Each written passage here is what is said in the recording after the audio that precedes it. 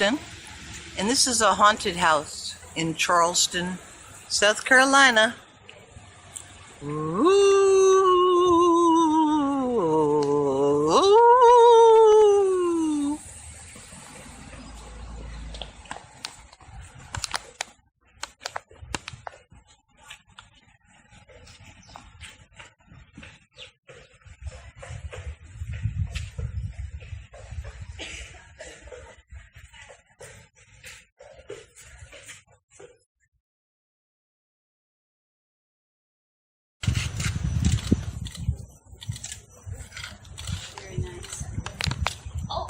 You escaped!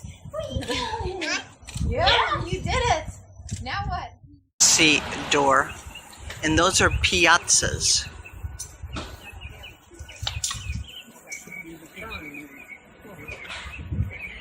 And the women used to wear bustles, and it was very hot, so in the afternoon they would take their bustles off and sit on their porch, and you would have to knock at the privacy door so you wouldn't surprise them in their underwear.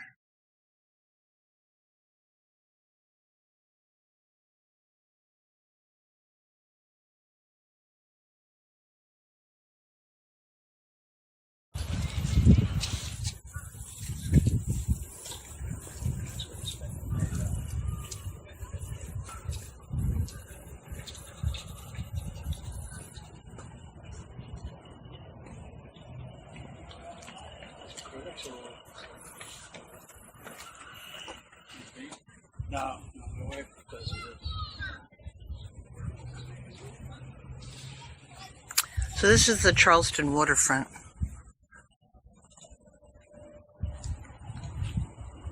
And this is a beautiful park they've developed. It used to flood a lot here.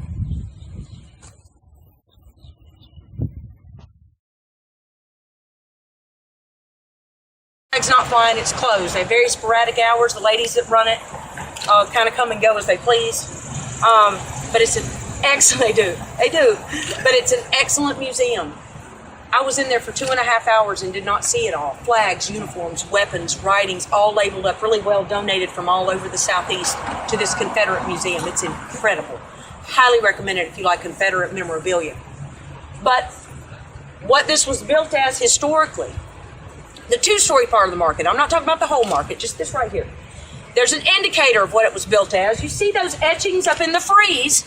Looks like animals. Come on. Those are animals. That's rams and bulls' heads etched up in the frieze of the building. It is an indicator that what it was built as a beef market. The two-story part right here. Now, it was the kind of beef market that you walked in what you wanted to eat, and they slaughtered it for you, and you walked out with your food for the week. There. Sure enough, a big mess on the streets, you can imagine. Tried to stay on top of it, keep this beef scrap up, and they just couldn't stay on top of it. Well, they felt blessed because these turkey buzzards start coming in and cleaning the streets up, eating up the beef scraps. So blessed, they just let them come in droves, put some aviary laws in place. You couldn't mess with those birds. They say to find Old City Market, you looked up in the sky, saw the group of turkey vultures circling, you knew where to come shop. However, we Charlestonians, turkey buzzard, vulture, that just doesn't sound good to us. We try to fancy things up. You know, we call our porches piazzas. And here in Charleston, we don't sweat, we glisten.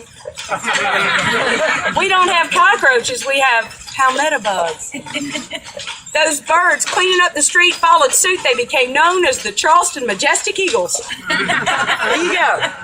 Had to clean that word up. Buzzard. No, that's an eagle. Eagle clean up that street. There are still aviary laws in play in the state of South Carolina that protect those birds. That goes all the way back to them cleaning up the streets.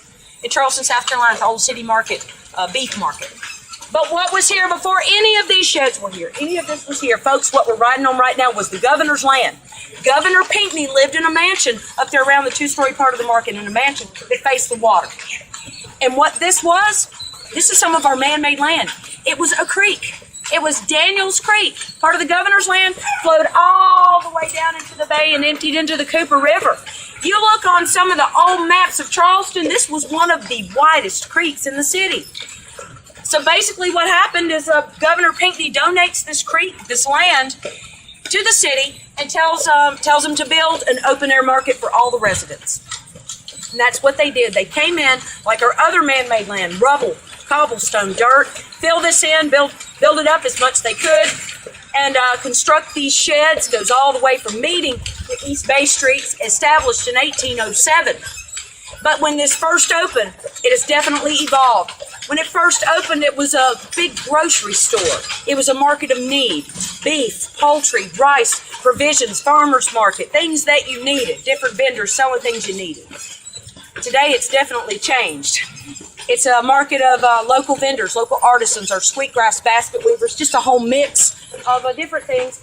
One of people's favorite things to do when they come to Charleston, I live in Charleston, I love to walk the market. I just have to be careful because I do come out with a lot of things that I did not need. The only thing in there that I know of that I absolutely need is Benny wafers and ice cream. Good stuff. I thought there was a slave market down here. This is the old slave mart's over on Chalmers Street, the longest cobblestone street in the city. Has anyone heard that this was where slaves were bought and sold? Yeah. Mythbuster, no, never.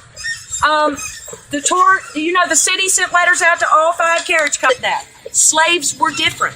Indoor slaves, butlers and housekeepers were very close with their owners, light-skinned.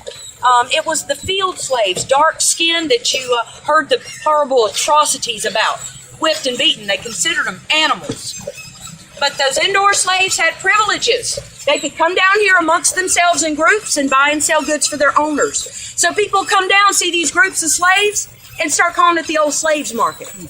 Just like you don't go to the farmer's market to buy a farmer, or a flea market to buy a flea. You didn't come down to the old slaves market to buy a slave. But you can imagine another something we might have trouble with here. Built on a creek, below sea level, flooding. Now they've done a lot of work to offset this flooding. They have laid cisterns, dug tunnels, this huge infrastructure, and they did well with the work they did. We get a moderate rain during low tide. We did fine last night with that rain we had. We're not flooded.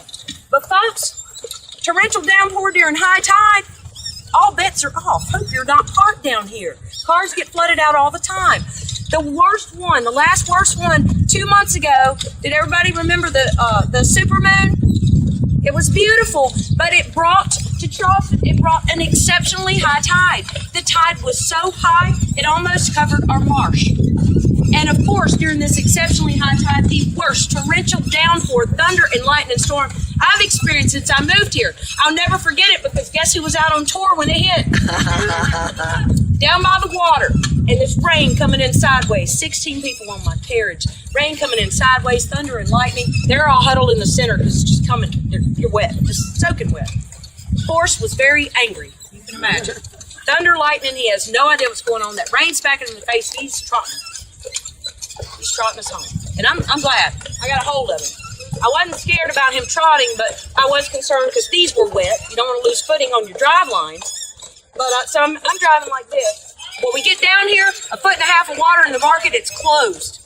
You couldn't come through it. You couldn't get through it. So we got rerouted. Had to come up this way. That made the horse even more irritated. You're kidding me, right? I don't even get to go home? He comes around. He took a corner a little fast. Right up here. No, nobody hurt. But he takes that corner a little bit fast, and the back wheel popped the curb. Just kind of popped the carriage up a little bit. So I'm out here driving. I'm like, I better check on everybody. I turned around and said, is everybody okay? Is anybody scared? They're smiling ear to ear. This is fun. I said, wow. I said, you ought to try one in the sunshine then if you like this. But y'all, we got home fine, but that's how it floods. That one was very bad. I had to wade to my car up Calhoun Street with my bicycle pushing it through water this deep up to my knees. It was very bad. Now, the students at the College of Charleston, they love it. When it floods like that down there, they bring down their kayaks and paddle boards and have a party.